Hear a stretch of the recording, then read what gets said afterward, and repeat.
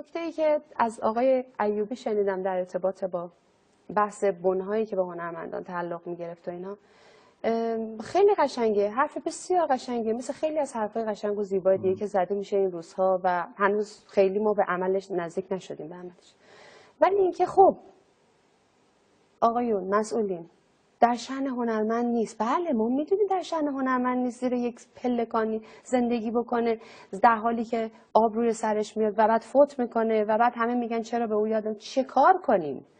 این خیلی نکته مهمیه. بحث امنیت شغلیه و ما باید این چیزها رو برای هنرمندانمون پیش بیاریم، به وجود بیاریم، در واقع براشون این بستر رو آماده کنیم بتونن زندگی خوبی داشته باشن در حد استاندارد. درست. و بعد بگیم عزیزان یارانه بگیرین یا نگیرین.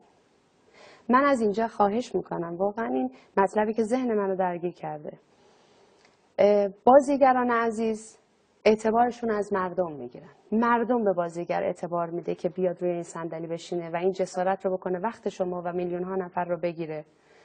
پس وقتی که من بازیگر شدم، اگر قرار توصیه‌ای بکنم موظفم توصیه‌ام به مسئولین باشه.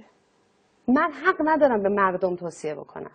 من از مسئولین خواهش میکنم که مسئولین شما امکانات رفاهی رو با هر ترتیبی که خودتون میدونین اتخاذ بکنین، امکانات رفاهی رو در اختیار مردم قرار بدین. مردم خودشون یارانه نمیگیرن.